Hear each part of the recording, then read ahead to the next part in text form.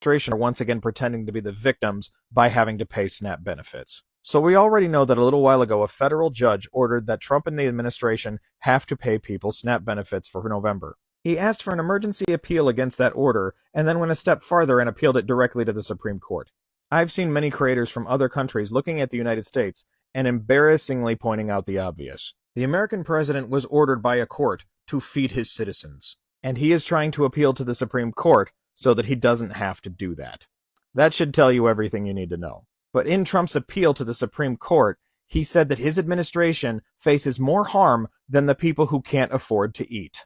Yes, it is that embarrassingly fucking stupid. The opening sentence of the appeal says the district court's order threatens significant and irreparable harm to the government, which outweighs any claimed injury to plaintiffs. Trump thinks that millions of people around the country should be forced to starve because somehow feeding them with the money that has been appropriated by Congress for it would somehow be irreparably damaging to himself and the billionaires in his corrupt government. I don't see how Trump humpers can continue to shout America first with their foot so far down their fucking throat. Why does Donald Trump not want to pay out SNAP benefits? He is literally saying to your face, anyone out there who needs food assistance, screw you. It's not his money. He has no reason to withhold those funds. A court told him twice, you must deliver those funds today. And now he's doing an emergency appeal to the courts to say he shouldn't have to pay those funds out. I am almost convinced, as many others are, that, he scrambled around to get money to pay ICE and to pay military and whatnot. I'm thinking maybe they took those funds already. And if they did, that's inappropriate. That's an inappropriation of funds. This is not looking good for him. You cannot defy court orders. As soon as you do that, everything starts crumbling. And boy, when the Democrats get any bit of control, that will be so easy to impeach you, because if you violate court orders, that never goes away. That's why he's filing an appeal. He doesn't want to just ignore the court order because he knows how deadly that can be. What do you think about this? I think it's total scummy. It's just slimy. Both he and J.D. Vance, they don't want to pay SNAP benefits out to people. And their excuse is there are people who are receiving them that shouldn't. Oh, okay. So if you take 100 people and 2 people don't deserve it, you punish 98 others? Give me a break. And you guys are no angels. You have this lavish party down at Mar-a-Lago while people are starving. Give me a break. I hope the courts tell him, F you, pay that money out now. All right, Trump supporters, so it looks like the SNAP benefits could go into effect today. The Supreme Court has ruled that those payments need to go out. So it looks like Mr. Trump don't have all this mighty power he thinks he does. It goes to show you that the Democrats are going to figure out a way to get the fucking job done, to get these people what they need, to get people help. I don't understand why he wants to take people's shit away in the first place. It just goes to show you how of a terrible human being he is. Because I'm pretty sure if you're a good person, a good Christian person, that you want to help people.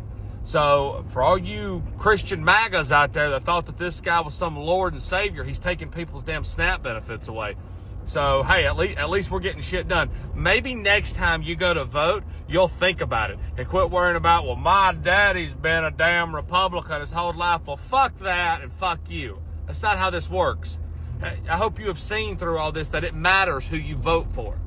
You're hurting innocent people by letting their benefits be took away because of the psychopath president you put in office by voting for him. Because my wife said we're voting. My mom and daddy's been Republican their whole lives. Well, fuck you and fuck them.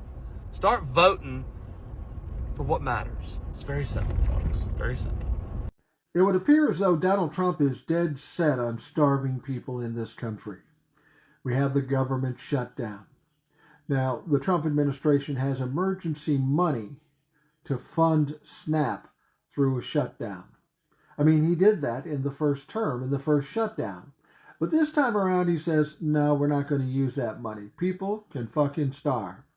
That's really his attitude. So then they're taken to court, and a judge in Rhode Island says, no, you must fund SNAP. And Donald Trump says, no, we don't have to fund SNAP. And he appeals it. That judge says, you must fund SNAP, and you better do it fast, quick, and in a hurry. And Donald Trump says no. And then he appeals it to the Supreme Court. Every step of the way, Donald Trump has denied people from getting their SNAP benefits and causing people to be without food in this country. So he goes to the Supreme Court, and Ketanji Brown Jackson says, yeah, we'll put a pause on it. Now, people freaked out about that at first, and it's still ridiculous, but I understand why it's done. So still, no SNAP payments. So now there are states, not red states, blue states, that have some money, like my state, Minnesota, or California, saying, well, look, we'll cover you until this thing on the federal level is sorted out. Minnesota, California, all the other states will do the funding for SNAP to get us by and keep you fed. Not good enough for Donald Trump. Donald Trump hears about this, so what's he do? He starts threatening the fucking states. Don't you dare use your own money to feed your own people. That's fucking crazy. But this is who Donald Trump is. He wants to inflict pain. He wants people to suffer. This makes him feel big. This makes him feel like the dictator he is. Anybody that supports Donald Trump at this point, you are some sick motherfuckers. And you will never be forgiven. You're not redeemable. You're a piece of shit. Donald Trump is attempting to starve Americans. And even when there were options to avoid that, he insisted on it. He's insisted on starving the people in this country. Hypocrisy and lies. These are the two things that Trump remains consistent on. Hypocrisy and lies. He is the most hypocritical, lying president we have ever had, and you will never change my mind on that. I have a couple of examples I would like to show you from last week alone. Literally on Friday, as he was appealing to the Supreme Court not to disperse food stamps, Trump threw another extravagant party where he fed people filet mignon, scallops, truffles. An extremely expensive party that he was throwing in the midst of making sure that hungry children in America did not eat. What type of president is this? And that was just after he had tried to convince us that grocery prices were down, right? Lying to us, telling us that grocery prices are down. He used the example of Walmart's Thanksgiving basket, saying that it was 25% cheaper this year than it was last year. The problem with that is that Walmart's Thanksgiving basket this year has only 15 items, where last year it had 29. Trump knows that. He absolutely knows that, and he is just lying to you. He's lying to all of us, hoping that we're too stupid to do any sort of research to realize that grocery prices are way up, way up. We're supposed to just accept his lies and take them as facts and truth, but that's not what is going on. Grocery prices are up no matter what he tells us on Truth Social. Oh, and this man, the one who spent the last 5 years calling Joe Biden Sleepy Joe, well, this was him in the Oval Office on Thursday during a pharmaceutical event. Oh, is that him asleep on the job? Yes, it is. That would be Trump asleep on the job. You never saw a picture of Joe Biden asleep on the job. We don't have any pictures of Joe Biden asleep. But here's Drowsy Don asleep on the job. The fact that he has the nerve to call Joe Biden Sleepy Joe is insane to me. He proved to us on Friday that he doesn't care about American children. He doesn't care if they're hungry. He doesn't care. And literally, while he was actively fighting against feeding them, he was throwing a lavish party where he was hanging out with his rich friends. This is the worst president we have ever had. I do not understand how anyone continues to support him. I know y'all heard the reporting that Tangi Jackson, the Supreme Court justice, was the one that gave Trump that stay to stop the food stamps from being distributed. That is true. She was the one to rule that. However, there's a trapdoor with that. Yeah, of course, there's more to it than what meets the eye. In her ruling, if you will see, they have it online, what she wrote. And in one of the things she stated, in one of the paragraphs, she stated that they're saying that they would have to transfer $4 or $5 billion over to the fund to do that, right? The question is, why do you have to transfer money over to somewhere where that money should already be?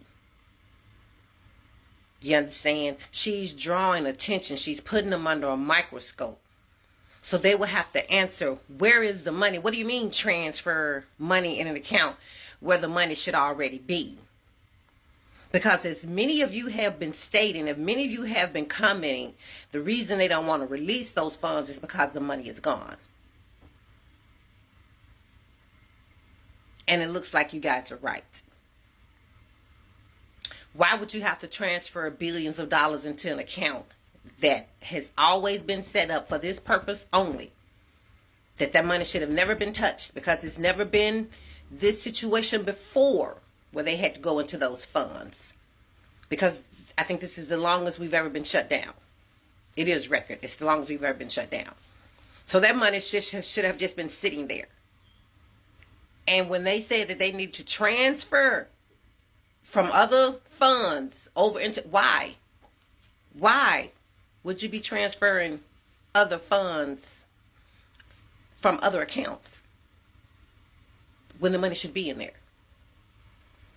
I think I smell an investigation popping up, and it's about time. And if they look into more of these funds, like the FEMA, people like in North Carolina who are crying that, they got approved for FEMA and their houses just sitting there in ruins, but they've gotten approved for FEMA, but there's no money. Well, that's because the FEMA funds have been transferred over to Donald Trump golf trips. Yeah. They've transferred the funds from the FEMA over to Trump's golf trips. See, because we've been paying for every one of his weekend staycations, which he's had since he's got inaugurated. That man has gone golfing every weekend. If he's in the country, he's at Florida in the weekends, golfing on the taxpayer dollars. He's having the Secret Service to stay at the Mar-a-Lago at heightened rates. He did the last time he was in there. So yeah, we're paying him to golf. And FEMA, that's part of the money that they're paying, that they're allocating over to his golfing trips. So I just wanted to bring you guys that little update, that little bit of information. I thought you might find it interesting. I know I did. Keep an eye out. Let's see what happens with that. So what happened today was that and just remember, the shutdown is the longest in history at this point, and it's really badly hurting the country. It's hurting the people who aren't getting SNAP benefits. It's hurting the people who have been furloughed from their jobs. It's hurting businesses who suddenly are facing the fact that the airlines, that the FAA has cut back on how many people can fly planes, and and so cargoes aren't getting delivered, and so people aren't getting delivered right before Thanksgiving and right before Christmas, which is the biggest retail holiday of the year. I mean, this is really, really hurting the country. So what Schumer did today was he went to the Republicans and he said, listen, I'm telling you, I'm willing to negotiate. The Democrats are willing to negotiate, because a lot of the Democrats are feeling the pressure, especially in purple districts, from their constituents who are like, end this stupid shutdown, right? So what he did is he went and he said, we will vote to reopen the government if you will accept a 1-year extension of those premium tax credits that will bring back down the price of healthcare. They're incredibly popular. There's no reason not to do it. That's all we're asking. You just do that. And there might have been some other small change in there, but you just do that and we're golden. Think about that. Think about what that looks like. So if in fact the Republicans said, oh, thank God, and voted for it, it's a win-win, right? The country gets reopened, people get their healthcare premiums back at a decent level, and we get a year for the American people to weigh in on how we actually feel about those premium tax credits. It's a win-win, right? What's not to like about that? The Democrats can say, hey, we're the ones that came up with a way to reopen the country. Yippee! Or what could happen is what did happen.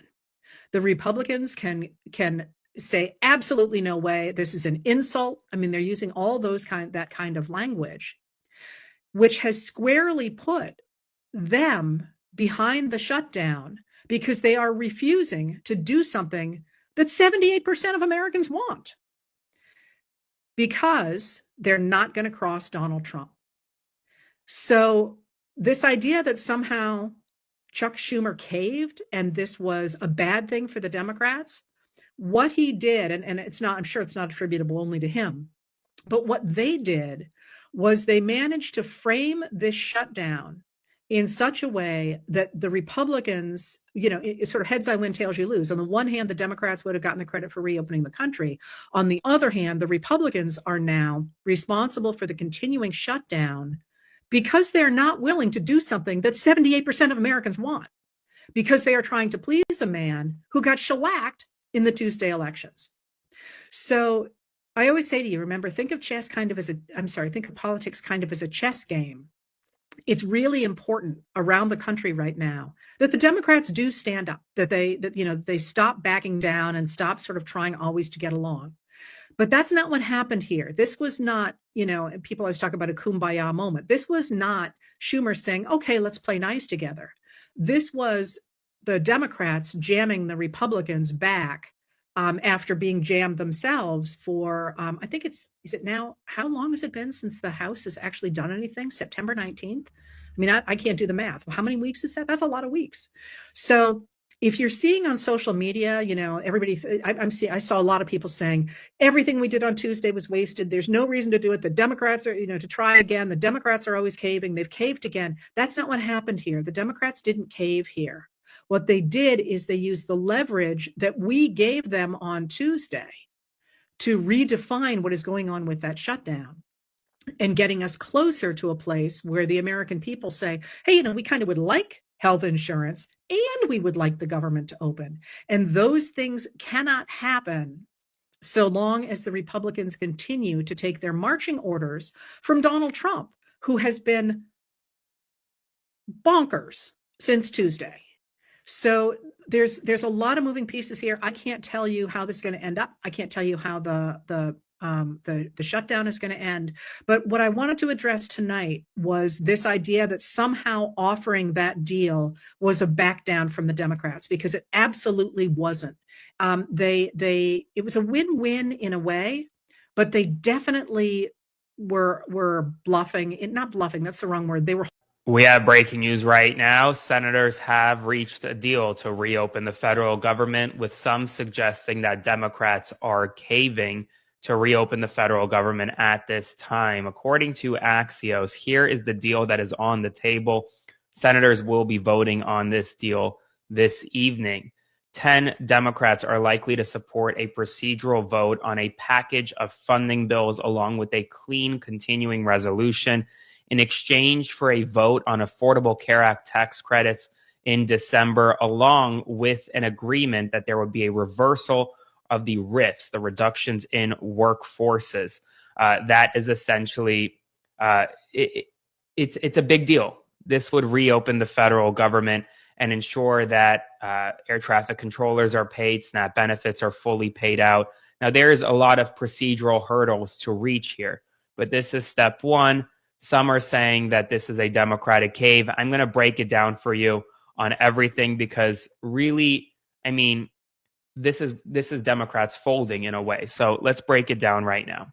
The Senate is going to vote on a motion to reconsider the House-passed continuing resolution. They need to get 60 votes to pass that resolution. All signs point to them getting 60 votes. The new CR, which is the 3-bill minibus that they've been discussing, would be subbed in as the final product. That would keep the government open until January 30th. This will take several days to essentially work out, because not every Senate Democrat is on board with reopening the federal government as it currently stands. Why? Because this really seems like a cave for Democrats. In exchange for reopening the government, Democrats are merely getting a promise of a vote on the Affordable Care Act tax credits at some point in December. There is no set date for a vote to extend the ACA tax credits. There is no set time for the vote, Mike Johnson even hasn't said that the House would vote on it. The Senate says that they will vote on it. But there is a deal in place to at least reverse the mass layoffs of federal workers since October 1st. Both Republicans and Democrats agree on it. There is a deal. The White House is not necessarily in support of it, though, but both Republicans and Democrats on Capitol Hill agree with it. The White House does support this new funding deal, according to a senior White House official that spoke with Punchbowl News. The president has wanted the government open since day one. This appears to be a good way to accomplish that goal. So the funding bill will include a reversal of the mass layoffs. The funding bill will reopen the government, but it does not extend the Affordable Care Act tax credits that Democrats have been fighting for since the beginning. And so, like I said, some are saying that this in a lot of ways does seem like a cave. Now, we're going to have to see how many Democrats vote on this, who votes on it exactly, et cetera. It's also not necessarily just because they pass this doesn't mean that it's automatically going to open the federal government immediately. It's going to take some time to reopen the federal government still. But it really comes at a inflection point for House and Senate Republicans and Democrats, because the American people are suffering. The American people are suffering deeply right now, deeply. 40 days into a government shutdown, the American people, many of them don't have access to food assistance. Many of them don't have access to delay-free airports. Their flights are being canceled. Hundreds of thousands of federal workers were furloughed without pay. Members of Congress, their staff on Capitol Hill, haven't received a paycheck in weeks. And you know what this will do? It'll force the House of Representatives to finally get their butts back into session, because they have been out of session for nearly 2 months. They haven't worked a day in 2 months. And so what this is going to do is this is going to ensure that the House of Representatives has to vote to come back into session, vote on legislation. And you know what that also means? That means that we're about to swear in Adelita Grijalva. And you know what that means? We're about to have the 218th signature on the Epstein Files discharge petition, which is good news, which means that we will have more clarity on the Epstein Files in the coming days and weeks. Now, this is not going to just end tonight. It's going to take a little while for the government to reopen. And so families across America will still face hardship. Will still face hardship because the House of Representatives, they're not in Washington, D.C. They can't keep the government open right now. Mike Johnson sent the House of Representatives home earlier back in September. And then last week sent the House of Representatives home again through November 16th. So it takes time to reopen the federal government. And just because the Senate votes on it, there's going to be this deal also is going to have to pass the House. And there could be trouble in the House. Now, let's talk about this Affordable Care Act tax credit vote, because the deal includes a December vote on the Democratic proposal to extend ACA tax credits for just 1 year. It's a vote to extend tax credits for 1 year. It's not even an indefinite extension. The vote would require a 60-vote threshold to pass. So the only promise that's on the table is to get a vote on extending ACA tax credits. There is no incentive for Republican senators to cave and vote to actually extend the tax credits. And I think that is a stunning development here, because Democrats have held out for 40 days to keep the government closed. Why? Because Affordable Care Act premiums are set to go up a significant amount. Families have seen their ACA premium bill go up, some up to 174%. And Democrats have kept the government closed, have fought to keep the government closed, because they wanted to make sure that Republicans voted on extending these tax credits to give American families some breaks heading into 2026. There is no guarantee that this extension is going to pass. In fact, if I were to surmise, I don't think it will pass. This December vote turns into just a simply symbolic vote. Republicans have no incentive to pass an extension of the ACA tax credits. They don't have to do that. And there's also no guarantee that the House of Representatives is even going to vote on it. No guarantee. So here's where things stand. Senate Democrats have a deal to reopen the government with Republicans. You're going to have potentially 10, 12 Senate Democrats join all Republicans, vote to reopen the government. That's where things stand. In exchange, Senate Democrats get a vote, not a guarantee, a vote, sometime in December at an unknown time, a vote that requires 60 votes to pass, a vote that is not guaranteed to pass by any means. And here we are. Here we are. Now, we'll see what the next several hours and days bring us, because it is far, far from over. I will continue to provide you updates every step of the way throughout it all, because I think it's an important time in our history. So make sure to like, comment, share, and subscribe. And I will see you very soon. See you very soon. So stay tuned for more updates, more to come, more soon.